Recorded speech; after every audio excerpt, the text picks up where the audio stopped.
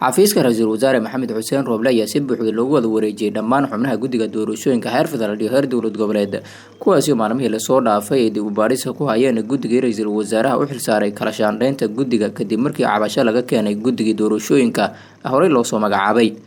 madaxweynaha maamulka Galmudug Axmed Cabdi Kaariye Qoorqoor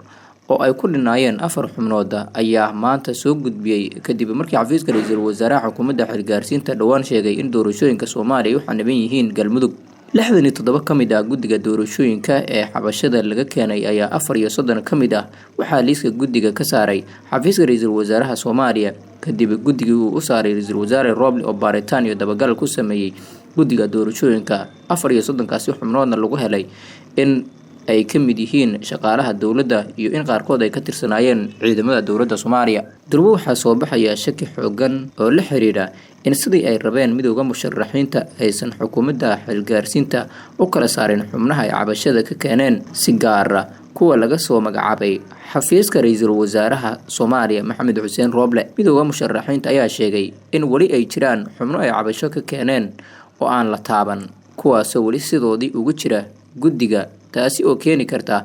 in ay burburto kalsoonidii ay mucaaradku ku qabeen ra'iisul wasaare Rooble sida uu qabo siyaasiga Cabdiraxmaan Cabdishakuur Warsame ka mid ah midowga musharaxiinta Rooble ayaana marin wadadii ay ka filanayeen taasi oo ah in uu la soo wadaagi doono xubnaha guddiga laga saaray iyo kuwa lagu soo kordhiyay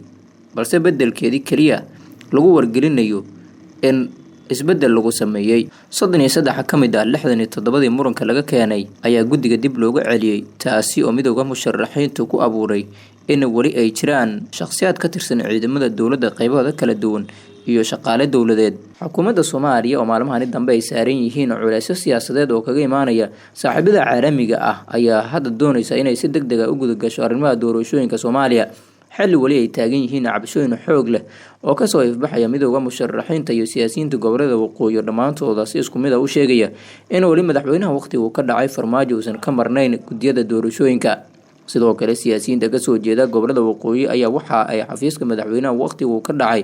ee farmaajo ku eedeeyeen in uu wali faragelin toos ah ku hayo guddiyada doorashooyinka qaranka waxayna ka digeen in mar kale dalka loo horseedo fowdo iyo dib u dhac doorashooyinka qaranka falanqayaasha siyaasadda ayaa aaminsan in madaxweynaha waqtiga uu ka dhacay uu ku lug leeyahay qaar ka mid ah guddiyada doorashooyinka qaranka si gaar ah kuwa ka imaanaya Koonfur Galbeed Hirshabelle iyo xubnaha laga soo magacaabayo xafiiska ra'iisul wasaaraha Soomaaliya kuwa gobolada waqooyi inkastoo waqtiga lagu ballamay in la qabto doorashooyinka qaranka ay ka arsan yihiin waqti aad u kooban waxaa dib u dhacaasi xukuumadda durbad dusha u saarisay Galmudug oo lagu eedeeyay in aysan soo dedejin soo gudbinta xubnihii guddiga dib looga celiyay waqtigan oo la soo wada gudbiyay guddiyada doorashooyinka heer federaal iyo heer dowlad goboleed ayaa waxaa taagan cabashooyin xoogan oo ay muujinayaan mucaaradka Soomaaliya iyo siyaasiyiinta gobolada waqooyi kuwaasi oo fahamsan in bila Soomaaliya ay saameyn xoogan ku yeelatay xubnaha guddiga doorashooyinka heerarkooda kala gedisan si gaar ah xafiiska madaxweynaha waqtiga uu ka dhacay ayay ku eedeeyeen in uu ra'iisul wasaare Rooble uusan fursad buuxda u siinin arrimaha doorashooyinka